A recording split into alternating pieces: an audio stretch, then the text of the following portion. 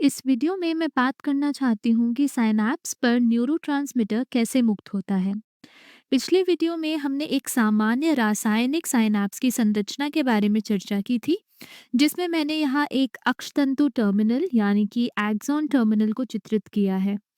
इसमें साइनैप्टिक पुटिकाएं यानी कि साइनैप्टिक वेसिकल्स होती हैं, जो न्यूरोट्रांसमीटर से भरी होती हैं। हमने ये भी चर्चा की थी कि लक्ष्य कोशिका की पश्च साइनैप्टिक झिल्ली यानी कि पोस्ट साइनैप्टिक मेम्ब्रेन पर इन न्यूरोट्रांसमीटर अणुओं के लिए ग्राही मतलब रिसेप्टर्स मौजूद होते हैं। लेकिन सवाल ये है कि ये न्यूरोट्रांसमीटर अणु इन साइनैप्टिक पुटिकाओं से बाहर कैसे निकलते हैं।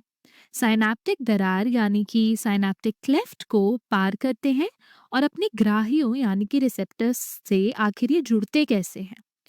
तो न्यूरोट्रांसमीटर की मुक्तता को समझने के लिए हमें आयन पथ मतलब आयन चैनल के एक नए प्रकार के बारे में बात करनी होगी, और ये है वोल्टेज गेटेड कैल्शियम पथ, जिसे अंग्रेजी में वोल्टेज गेटेड कैल्शियम चैनल भी बोला जाता है। हमने क्रियात्मक विभव मतलब एक्शन पोटेंशियल पर चर्चा करते समय वोल्टेज गेटेड सोडियम और पोटेशियम पथ के बारे में बात की थी। अक्षतंतु टर्मिनल पे ये वोल्टेज गेटेड कैल्शियम पथ होते हैं, जो न्यूरोट्रांसमीटर की मुक्तता में एक महत्वपूर्ण भूमिका निभाते हैं। जब क्रियात्मक विभव अक्षतंतु के माध्यम से नीचे आता है और अक्षतंतु टर्मिनल तक पहुंचता है, तो क्रियात्मक विभव अक्षतंतु टर्मिनल पर झिल्ली विभव यानी कि मेम्ब्रेन पोटेंशियल को बदल देगा और ये वोल्टेज गेटेड कैल्शियम पथ खोल देगा।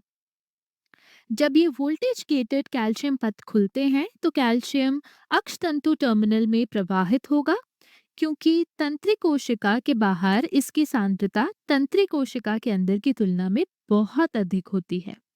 इसलिए ये भीतर प्रवाहित होगा और अक्षतंतु टर्मिनल के अंदर कैल्शियम की सांद्रता को बढ़ा देगा। मैंने यहाँ केवल कुछ कैल्शियम पथ को चित्रित किया है, लेकिन वास्तव में वहाँ बहुत सारे होते हैं।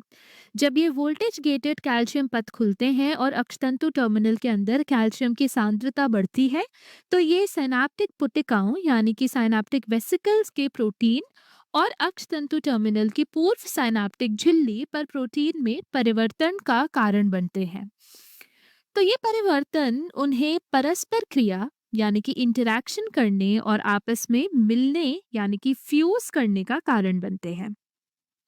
तो आइए इन झिल्लियों के छोटे छोटे हिस्सों को मिटा दें और दिखाएं कि ये वास्तव में कैसे आपस में फ्यूज हो रहे हैं, ताकि अब सिनैप्टिक पुटिका के अंदरूनी भाग का संपर्क तंत्रिक कोशिका के बाहर यानी कि सिनैप्टिक दरार से हो सके।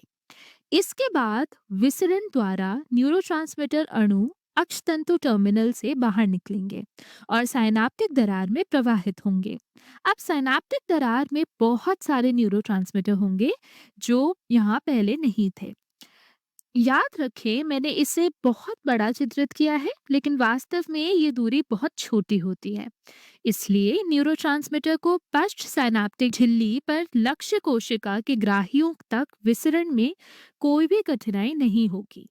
अब याद करें कि हमने चर्चा की थी कि क्रियात्मक विभव में निहित जानकारी वास्तव में उनकी आवृत्ति मतलब फ्रीक्वेंसी और अवधि मतलब ड्यूरेशन में निहित होती है, जब वे तंत्रिक कोशिका के अक्षतंतु में प्रवाहित होते हैं। तो अब ये जानकारी सिनैप्टिक दरार में न्यूरोट्रांसमीटर की मात्रा और अवधि में परिवर्तित हो जाती है। ये प्रक्रिया इस प्रकार होती है कि जब अधिक आवृत्ति वाले क्रियात्मक विभव अक्षतंतु टर्मिनल तक पहुंचते हैं, तो ये वोल्टेज गेटेड कैल्शियम पथ को अधिक खोलते हैं।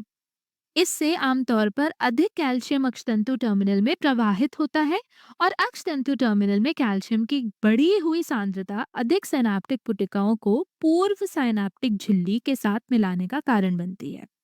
इस प्रकार सिनैप्टिक दरार में अधिक मात्रा में न्यूरोट्रांसमीटर मुक्त होता है।